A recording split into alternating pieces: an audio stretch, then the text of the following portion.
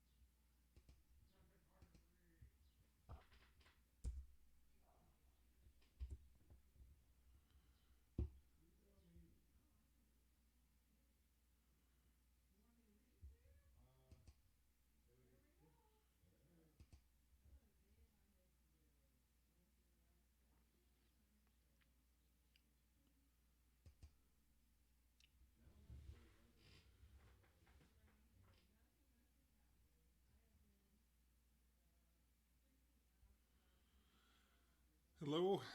Hi. Guess we've got live audio here, video. So I'm just wanting to say hi. I'm going to try and do something new. Might be interesting, may not be. But what I'm going to do here is read scripture. Just come on. You want to listen to some Bible readings? I'm your guy. Turn it on, background, sit back, do whatever you're doing. But I think it's most appropriate to start probably with the Sermon on the Mount. So today is Wednesday, and that's March 18th, and we're all shut in. So we're going to listen to some Bible. Um, it'll be from Matthew, the Gospel of Matthew, chapters 5 through 7. It's the Sermon on the Mount. And I'm going to be reading from Eugene Peterson's The Message. It's a Bible paraphrase that's kind of written in more modern language that is kind of clear and helps us understand what's in there. So I think you'll like it. Drop me a message if you hate it, but I think most people will like it. So here we go with the Sermon on the Mount, beginning in Matthew 5. When Jesus saw his ministry drawing huge crowds, he climbed the hillside. Those who were apprenticed to him, the committed, climbed with him. Arriving at a quiet place, he sat down and taught his climbing companions. This is what he said. You're blessed when you're at the end of your rope. With less of you, there is more of God and his rule. You're blessed when you feel you've lost what is most dear to you. Only then can you be embraced by the one most dear to you. You're blessed when you're content with just who you are, no more, no less. That's the moment you find yourselves proud owners of everything that can't be bought. You're blessed when you're working up a good appetite for God. He's food and drink and the best meal you'll ever eat. You're blessed when you care. At that moment of being careful, you find yourself cared for. You're blessed when you get your inside world, your mind and heart put right. Then you can see God in the outside world. You're blessed when you can show people how to cooperate instead of compete or fight. That's when you discover who you really are and your place in God's family. You're blessed when you're committed to God, and that invokes persecution. The persecution drives you even deeper into God's kingdom. Not only that, count yourselves blessed every time people put you down or throw you out or speak lies about you to discredit me. What it means is that the truth is too close for comfort and they are uncomfortable. You can be glad when that happens. Give a cheer even. For though they don't like it, well, of course I didn't shut off my phone. Spam, can you believe it? So let me go ahead and shut off the phone. That's silly of me. I hope you'll give me a second. Okay, back to the Bible. You're blessed when your commitment to God provokes persecution. That persecution drives you even deeper into God's kingdom. Not only that, count yourself as blessed every time people put you down or throw you out or speak lies about you to discredit me. What it means is that the truth is too close for comfort and they're uncomfortable. You can be glad when that happens. Give a cheer even, for though they don't like it, I do. And all heaven applauds. And know that you are in good company. My prophets and witnesses have always gotten into this kind of trouble. Let me tell you why you're here. You're here to be salt seasoning that brings out the God flavors of this earth. If you lose your saltiness, how will people taste godliness? You've lost your usefulness and will end up in the garbage. Here's another way to put it. You're here to be light, bringing out the God colors in the world. God is not a secret to be kept. We're going public with this, as public as a city on a hill. If I make you light bearers, you don't think I'm going to hide you under a bucket, do you? I'm putting you on a light stand. Now that I've put you there on a hilltop, on a light stand, shine. Keep open house. Be generous with your lives. By opening up to others, you'll prompt people to open up to God, this generous Father in heaven. Now don't suppose for a minute that I've come to demolish the scriptures, either God's law or what the prophets say. I'm not here to demolish, but to complete. I'm going to put it all together, in a vast panorama. God's law is more real and lasting than the stars in the sky and the ground at your feet. Long after the stars burn out and the earth wears out, God's law will be alive and working. Trivialize even the smallest item in God's law, and you will only have trivialized yourself. But take it seriously, show the way for others, and you will find honor in the kingdom. Unless you do far better than the Pharisees in the matters of right living, you won't know the first thing about entering the kingdom. Let me jump in just for a note here. If you're not familiar with the term Pharisees, in Jesus' day, the Pharisees were kind of the religious leaders of their day. They were the most upright, and the most Bible knowledgeable, and the most of everything. So keep that in mind when you hear this word again.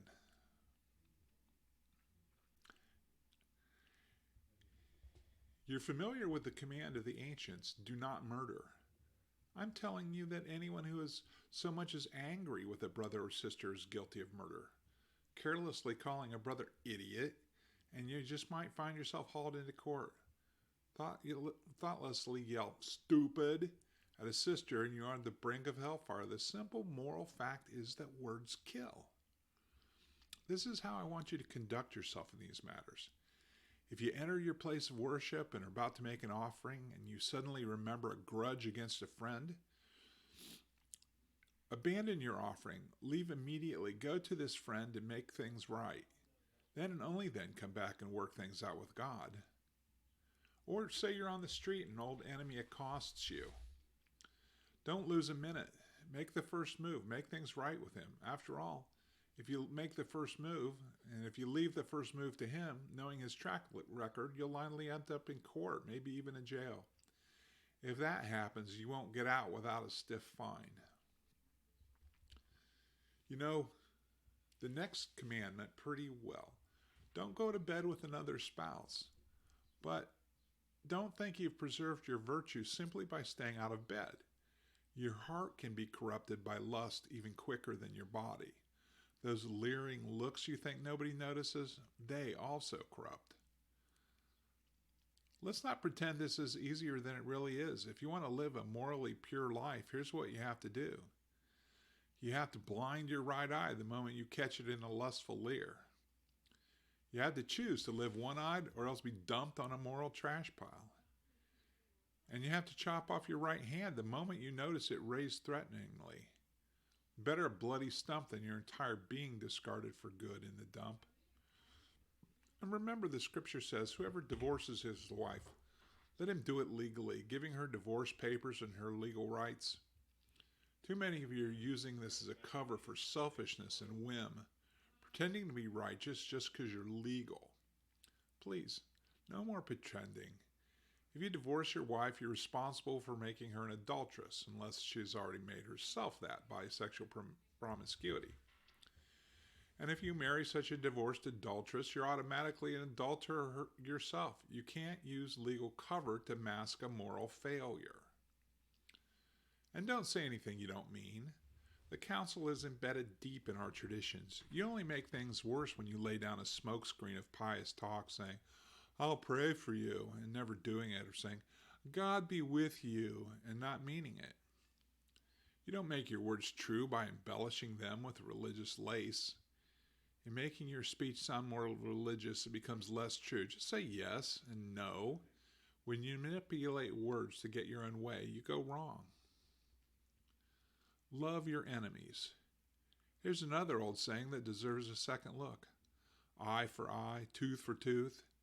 Is that going to get us anywhere? Here's what I propose. Don't hit back at all. If someone strikes you, stand there and take it. If someone drags you into court and sues for the shirt off your back, gift wrap your best coat and make a present of it. And if someone takes unfair advantage of you, use the occasion to practice the servant life. No more tit for tat stuff. Live generously.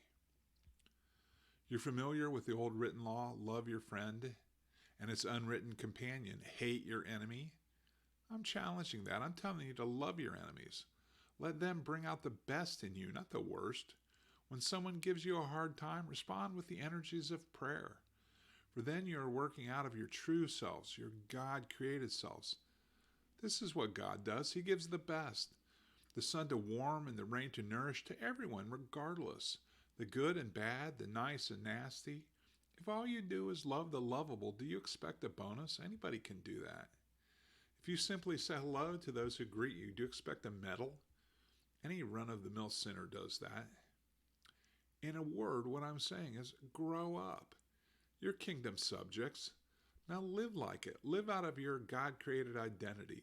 Live generously and graciously toward others, the way God lives towards you.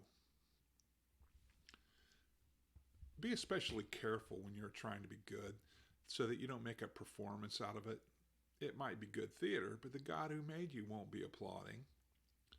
When you do something for someone else, don't call attention to yourself. You've seen them in action. I'm sure play actors, I call them, treating prayer meeting and street corner alike as a stage, acting compassionate as long as someone is watching, playing to the crowds. They get applause, true, but that's all they get. When you help someone out, don't think of how it looks. Just do it quietly and unobtrusively. That's why your God, who conceived you in love, working behind the scenes, helps you out. And when you come before God, don't turn that into a theological production. All these people making a regular show out of their prayers, hoping for stardom, do you think God sits in a box seat? Here's what I want you to do. Find a quiet, secluded place so you won't be tempted to role play before God. Just sit there as simply and honestly as you can manage. The focus will shift from you to God and you'll begin to sense His grace. The world is full of so-called prayer warriors who are prayer ignorant. They're full of formulas and programs and advice, peddling techniques for getting what you want from God. Don't fall for that nonsense. This is your Father you are dealing with. He knows better than you what you need. With a God like this, lovingly, you can pray very simply, like this. Our Father in heaven, reveal who you are. Set the world right. Do what's best, as above, so below. Keep us alive with 3 square meals. Keep us forgiven with you and forgiving others. Keep us safe from ourselves and the devil. You're in charge. You can do anything you want. You're ablaze in beauty. Yes, yes, yes. In prayer, there's a connection between what God does and what you do. You can't get forgiveness from God, for instance, without also forgiving others. If you do your part, if you refuse to do your part, you cut yourself off from God's part. When you practice some appetite denying discipline to better concentrate on God, don't make a production out of it. It might turn you into small time celebrity, but it won't make you a saint. If you go into training inwardly, act normally outward. Shampoo and comb your hair, brush your teeth, wash your face. God doesn't require attention-getting devices. He won't overlook what you're doing. He'll reward you. And don't hoard treasure down here where it gets eaten by moths and corroded by rust, or worse, stolen by burglars. Stockpile treasure in heaven. That's where it's safe from moth and rust and burglars. It's obvious, isn't it? The place where your treasure is the place you most want to be and end up being. Your eyes are windows into your body. If you open your eyes wide in wonder and belief, your body fills up with light. If you live squinty-eyed in greed and distrust, your body is a dank cellar. If you pull the blinds on your windows, what a dark life you have. You can't worship two gods at once. Loving one God, you'll end up hating the other. Adoration of one feeds contempt for the other. You can't worship God and money both. If you decide for God, living a life of God worship, it follows that you don't fuss about what's on the table at meal times or whether the clothes in your closet are in fashion. There is far more to your life than the food you bring in your stomach. More to your outer appearance than the clothes you hang on your body. Look at the birds, free and unfettered, not tied down to a job description, careless in the care of God, and you count far more to Him than birds. Now, has anyone, by fussing in front of the mirror, ever gotten taller so much as an inch? All this time and money wasted on fashion, do you think it makes much difference? Instead of looking at the fashions, walk out onto the fields and look at the wildflowers. They never primp or shop. But you ever seen color and design quite like it? The 10 best dressed men and women in the country look shabby alongside them. If God gives attention to the appearance of wildflowers, most of which are never seen, don't you think He'll attend to you? Take pride in you. Do His best for you. What I'm trying to do here is to get you to relax, to not be so preoccupied with getting. You can respond to God's giving. People who don't know God and the way He works fuss over these things, but you know God and how He works. Steep your life in God reality, God initiative, God provisions. Don't worry about missing out. You'll find all of your everyday human conditions will be met. Give your entire attention to what God is doing right now, and don't get worked up about what may or may not happen tomorrow. God will help you deal with whatever hard things come up when the time comes. Don't pick on people. Jump on their failures. Criticize their faults, unless, of course, you want the same treatment. That critical spirit has a way of boomeranging. It's easy to see a smudge on your neighbor's face and be oblivious to the ugly sneer on your own. Do you have the nerve to say, "Let me wash your face for you," when your own face is distorted by contempt? It's this whole traveling roadshow mentality all over again, playing a holier-than-thou part instead of just living your part. Wipe that ugly sneer off your face, and you might be fit to offer a washcloth to your neighbor. Don't be flip with the sacred. Banter and silliness give no honor to God. Don't reduce holy mysteries to slogans. In trying to be relevant, you're only being cute and inviting sacrilege. Don't bargain with God. Be direct and ask for what you need. This isn't a cat and mouse hide and seek game we're in. If your child asks for bread, do you trick him with sawdust? If he asks for fish, do you scare him with a live snake on his plate? As bad as you are, you wouldn't think of such a thing. You're at least decent to your own children. So don't you think the God who conceived you in love will be even better? Here's a simple rule of thumb, a guide for behavior. Ask yourself what you want people to do for you, and then grab the initiative and do it for them. Add up God's law and prophets, and this is what you get. Don't look for shortcuts. The market is flooded with surefire, easygoing formulas for a successful life that can be practiced in your spare time. Don't fall for all of that stuff, even though crowds of people do. The way to life, to God, is vigorous and requires total attention. Be wary of false preachers who smile a lot, dripping with practiced sincerity. Chances are they're out to rip you off somewhere or another. Don't be impressed with charisma. Look for character. Who preachers are is the main thing, not what they say. A genuine leader will never exploit your emotions or your pocketbook. These diseased trees with their bad apples are going to be chopped down and burned. Knowing the correct password, saying Master, Master, for instance, isn't going to get you anywhere with me. What is required is serious obedience, doing what my Father wills. I can see it now. At the final judgment, thousands strutting up to me and saying, Master, we preached the message. We bashed the demons. Our God-sponsored projects had everyone talking. And do you know what I'm going to say? You missed the boat. All you did was use me to make yourselves important. You didn't impress me one bit. You're out of here. These words I speak to you are not incidental additions to your life, homeowner improvements to your standard of living. They are foundational words, words to build a life on. If you work these words into your life, you are like a smart carpenter who built his house on solid rock. Rain poured down, the river flooded, a tornado hit, but nothing moved that house. It was fixed to the rock.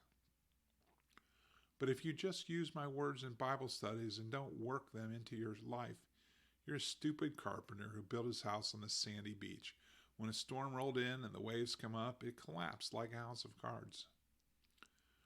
When Jesus concluded his address, the crowd burst into applause. They have never heard anything quite like this. It was apparent that he was living everything he was saying, quite a contrast to their religion teachers, the Pharisees. This was the best teaching they had ever heard.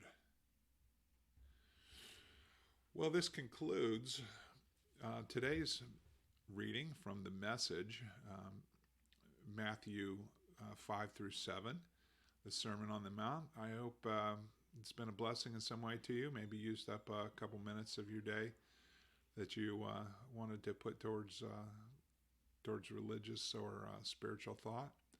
In any case, thanks for tuning in, and hopefully we'll bring you some more. All right. God bless you, and I mean it. Bye now.